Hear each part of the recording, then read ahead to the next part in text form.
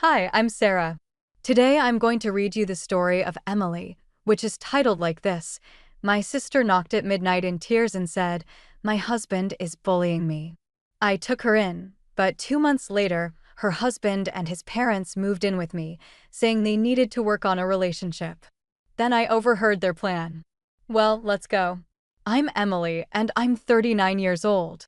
I live alone in my big house that I bought 3 years ago after saving up for years working as a programmer. It's got 4 bedrooms, a nice kitchen, and a guest room that I figured would be perfect for when friends visit.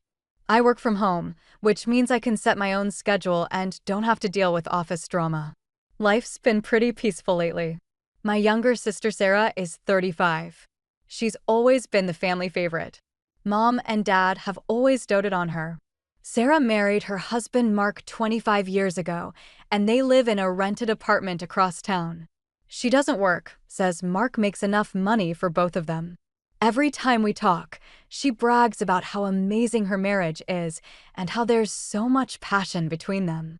She loves to remind me that I'm still single and asks when I'm going to find someone. It gets old, but I just shrug it off. That night, I had just finished setting my alarm for 7 a.m. I was planning to start work early the next day because I had a big project deadline coming up. The house was quiet, and I was already getting comfortable under my covers when I heard it. Bang, bang, bang.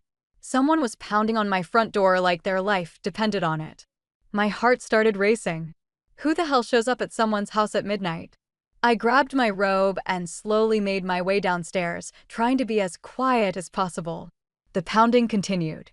"Emily, please open up." I froze. That was Sarah's voice, but she sounded horrible, like she was crying and screaming at the same time.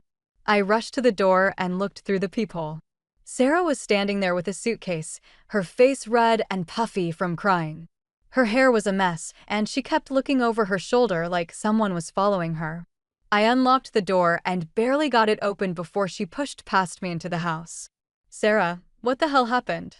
I asked, closing the door behind her. She dropped her suitcase and just started sobbing. I mean, really sobbing. The kind where you can't catch a breath. I'd never seen her like this before. I grabbed her by the shoulders and guided her to the couch. "Sit down. Take a breath. Tell me what happened." She sat there shaking for a few minutes, trying to calm down. Finally, she looked at me with these red, swollen eyes. He's been treating me like garbage for weeks now, calling me names, telling me I'm worthless, that I'm lucky he even stays with me. I felt my stomach drop. "What? But you always said things were perfect between you two." "I know what I said," she snapped, then immediately looked sorry. "I'm sorry. I didn't want anyone to know. I thought it would get better." "Okay, but why are you here now? What happened tonight?" Sarah pulled up the sleeve of her shirt and showed me her arm. There was a dark purple bruise shaped like fingers wrapped around her upper arm. "He hit me. Emily, yesterday he grabbed me so hard he left this mark. And tonight She started crying again. "Tonight, he slapped me across the face and told me to pack my things and get out, so I did." I stared at that bruise and felt something hot rise up in my chest. Mark had always seemed like a decent guy the few times I'd met him. Quiet, polite, nothing that would make me think he was capable of this. Jesus, Sarah, why didn't you call the police? I just wanted to get away from him. I couldn't think straight. I just threw some clothes in a suitcase and came here. I went to the kitchen and made her some mint tea. Mom always said mint tea was good for calming nerves, and Sarah needed all the help she could get. When I brought it back, she was sitting there staring at nothing. "Here, drink this," I said, sitting next to her. She took the mug with shaking hands and sipped it slowly. After a few minutes, she seemed to relax a little. "Emily, I need to ask you something," she said, not looking at me. "Can I stay here for a while? Just until I figure out what to do." "Of course, you can stay. You're my sister." "I'm going to divorce him," she said, her voice getting stronger. "I'm going to take him to court and make him pay for what he did to me. I want compensation for all the abuse." I nodded. "I actually know someone who can help with that. There's this lawyer, Janet Morrison. She specializes in domestic violence cases. I can call her tomorrow morning." I showed her to the guest room and got her some clean towels and an extra blanket. After she closed the door, I went back to my room, but I couldn't sleep. I kept thinking about what she'd told me. All those times she'd bragged about her passionate relationship with Mark, how she'd laughed at me for being single. Had she been lying to cover up what was really happening? Or had things just gotten bad recently? I woke up the next morning feeling like I'd been hit by a truck. I'd maybe gotten 3 hours of sleep, and my head was pounding. I could hear Sarah moving around in the guest room, so I knew she was awake, too. I made coffee and started thinking about calling Janet Morrison. I'd met her at a networking event last year, and she'd given me her card. She seemed really sharp and had told me she specialized in helping women get out of abusive situations. This was exactly what Sarah needed. Sarah came downstairs wearing one of my old t-shirts and a pair of sweatpants I'd lent her. She looked better than she had the night before, but her eyes were still puffy. "Morning," I said, pouring her a cup of coffee. "Listen, I was thinking about that lawyer I mentioned. I'm going to call her this morning before I start work." Sarah nodded and took a sip of her coffee. I made us some scrambled eggs and toast, and we sat there eating in comfortable silence for a few minutes. "So, what's the plan?" I asked. "Are you going to file for divorce right away?" Sarah put down her fork and looked at me with this weird expression. "Actually, I've been thinking about that all night. I don't think I want to involve a lawyer just yet. Maybe we can talk things through without getting lawyers involved." I stared at her. "Sarah, you showed up at my door crying with a suitcase because he hit you. Look, Emily, I'm an adult. I can make my own decisions about my marriage." I wanted to argue with her, but something in her tone told me to back off. "Okay, fine. But if you change your mind, the offer's still on the table." The next few days were weird. Sarah didn't leave the house much except to visit some friends.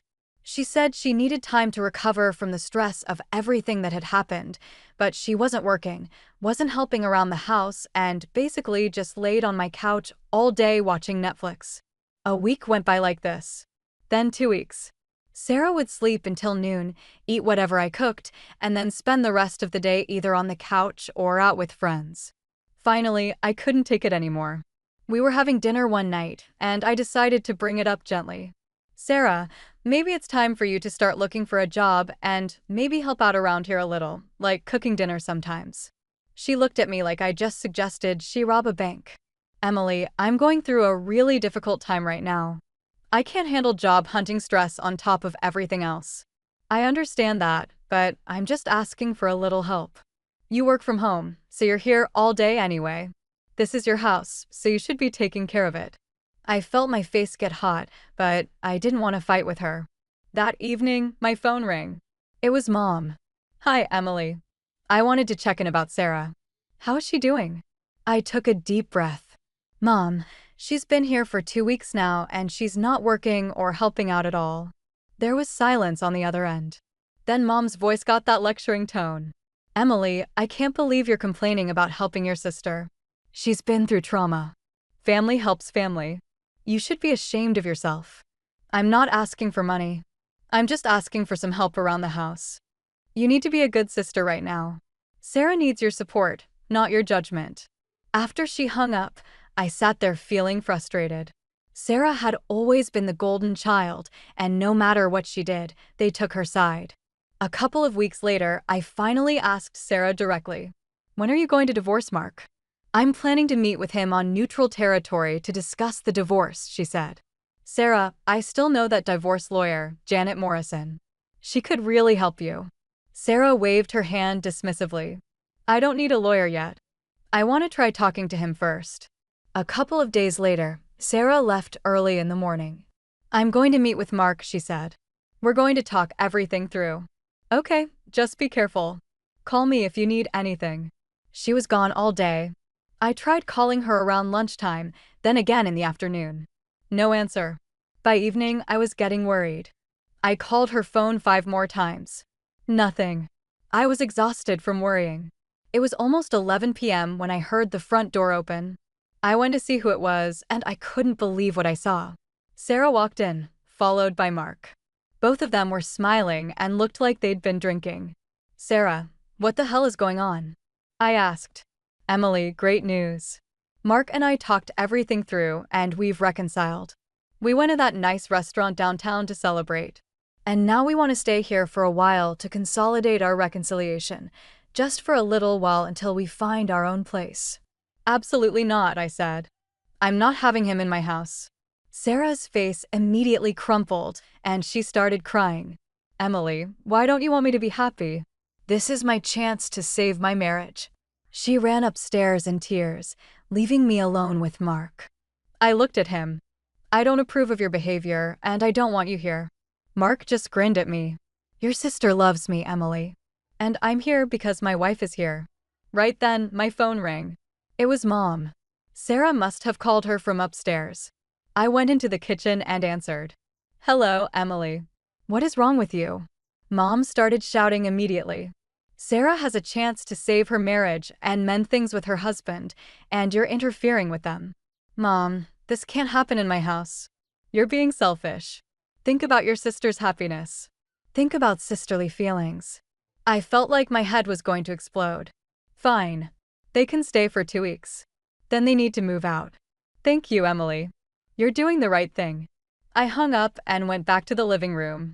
Sarah had come back downstairs, and both she and Mark were looking at me hopefully. 2 weeks, I said. Then you both need to find your own place. They both smiled like they'd won the lottery.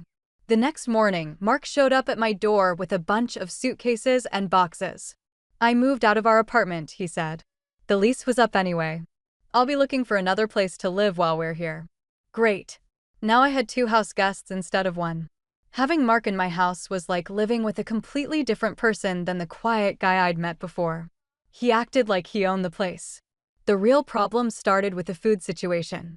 I'd been cooking light meals for Sarah and myself, salads, fish, vegetables, stuff like that. But Mark was a meat and potatoes kind of guy. The first dinner I made after he arrived was grilled salmon with steamed broccoli. Mark took one look at his plate and made a face. I don't eat fish. I need meat. This rabbit food isn't going to fill me up. Sarah immediately jumped in. Emily, Mark works construction all day. He needs more substantial meals. You should cook more high-calorie dishes for him. I felt my eye twitch. I should cook what for him? You know, like steak or pork chops or meatloaf. Real food that will keep him satisfied. I set my fork down very carefully because I was about to throw it at Mark's head. Okay, here's what's going to happen. From now on, I'm cooking for myself. If you don't like what I make, you can either cook for yourselves or order takeout. Sarah looked shocked. Emily, that's not very hospitable. Hospitable? You're staying in my house for free, eating my food for free, and now you want me to change my entire diet to accommodate your husband. Mark and Sarah exchanged looks, but didn't say anything else. They both looked pretty unhappy about it, though. So, that's how it went for the next couple of weeks. I'd make my own dinner, and they'd order pizza or Chinese takeout. The delivery guys were at my house so much they probably thought I was running a restaurant. The 2 weeks I'd given them turned into 3 weeks. Every time I brought up them moving out, Sarah would give me some excuse about needing more time to look for an apartment or Mark needing to save up money for a deposit. Finally, I'd had enough. Sarah, it's been 3 weeks. When are you guys moving out? Sarah giggled. Actually giggled and said, Oh, Emily, Mark and I are having like a second honeymoon. You wouldn't understand since you've never been married. That comment hit me like a slap in the face. The way she said it, like I was some sad spinster who couldn't possibly understand love or relationships.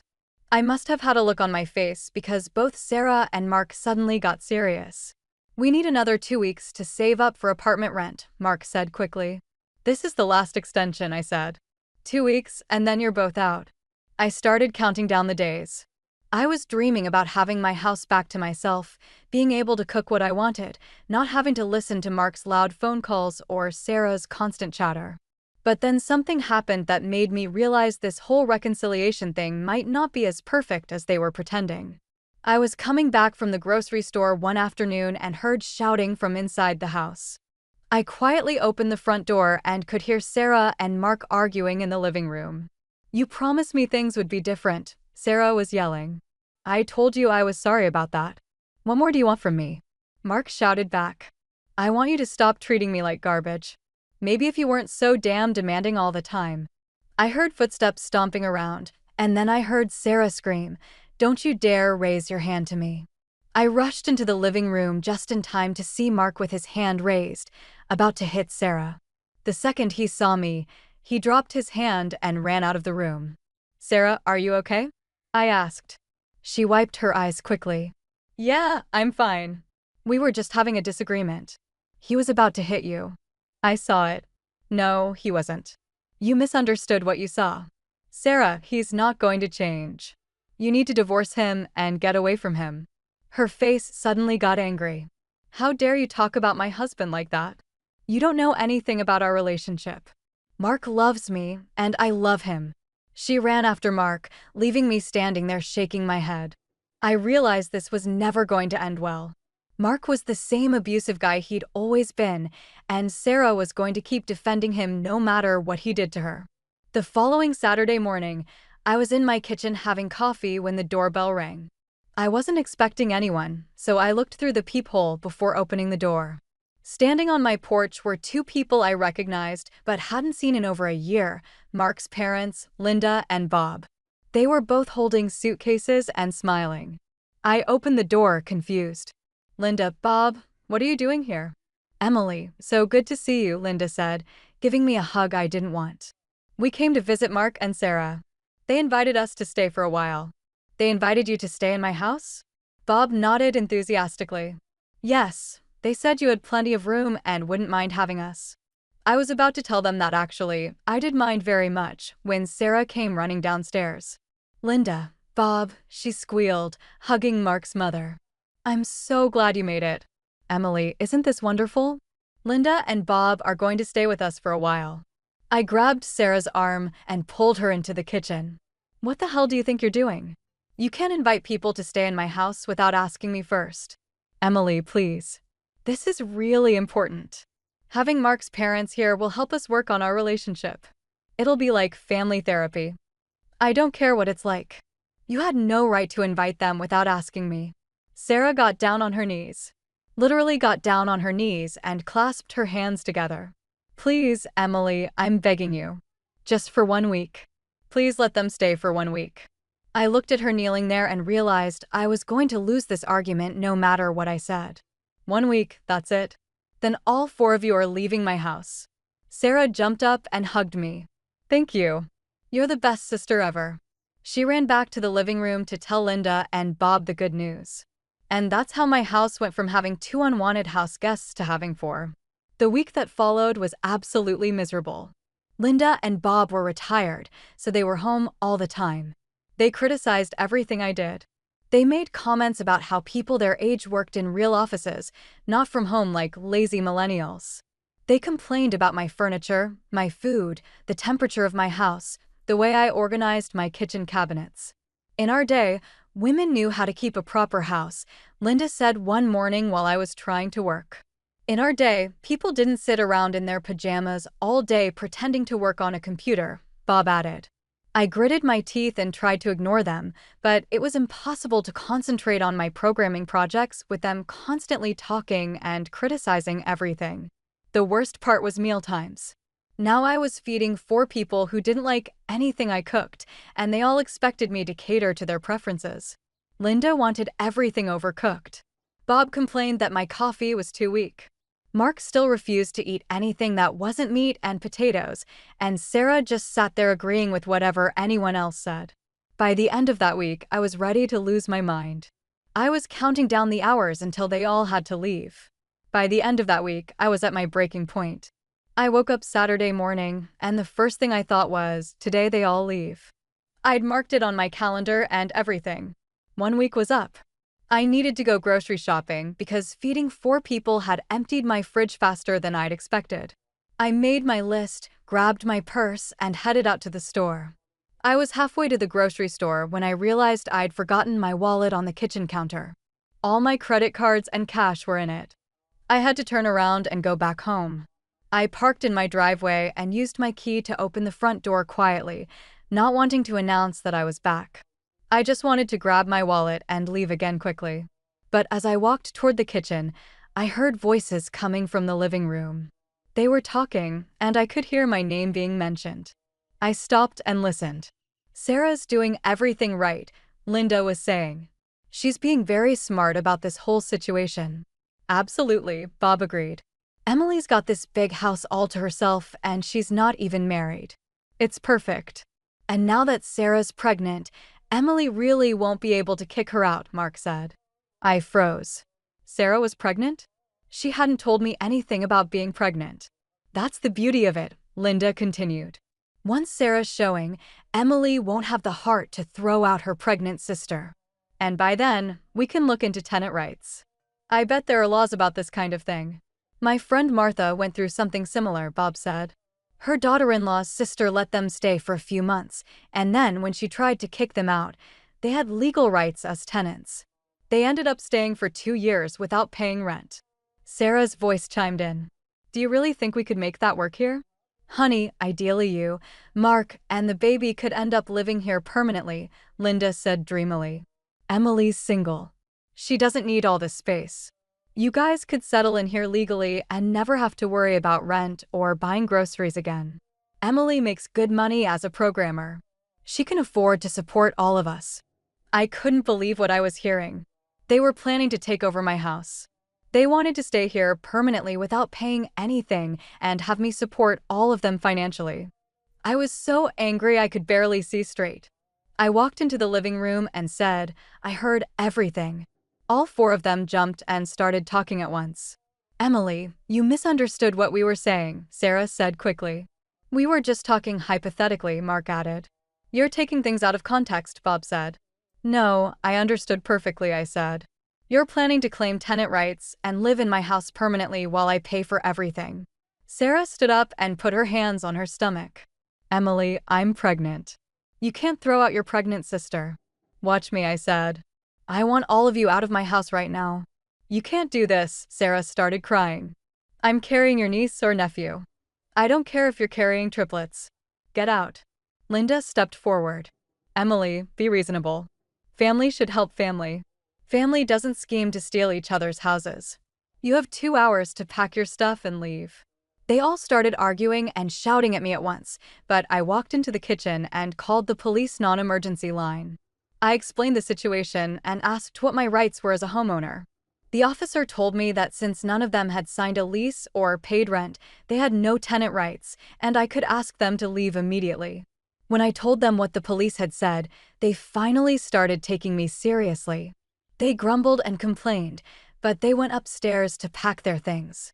It took them 2 hours to get all their stuff together. They loaded everything into Mark's truck and Bob's car. None of them said goodbye to me. Sarah was still crying and saying I was a terrible person, but I didn't care anymore. After they left, I sat in my living room in complete silence for the first time in weeks. It felt amazing. An hour later, my phone rang. It was Mom. Emily, how could you do this to your sister? She started shouting immediately. She's pregnant, and you threw her out onto the street.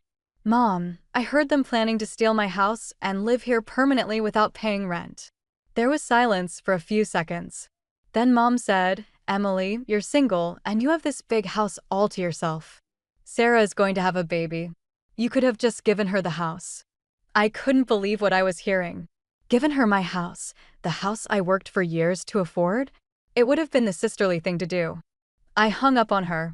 Then I blocked her number, Dad's number, and Sarah's number. They tried calling me from different numbers over the next few days, but I hung up immediately every time. They sent me text messages from unknown numbers, but I deleted them without reading them. In the end, I changed my phone number. A whole year went by. I didn't talk to any of them. I found out from my cousin Lisa that Sarah had given birth to a daughter a few months ago. Lisa also told me that Mark had eventually shown his true colors again. He'd beaten Sarah up pretty badly and kicked her and the baby out of their apartment. Sarah had sued him for domestic violence, and they were getting divorced.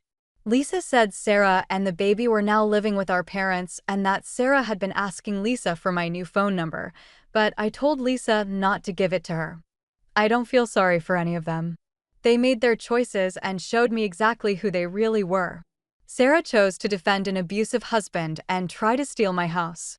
My parents chose to support her scheme and think I should just hand over my home because I'm single. I'm better off without all of them. My house is quiet and peaceful again. I cook what I want to eat, work in peace, and don't have anyone criticizing me or planning to take advantage of me.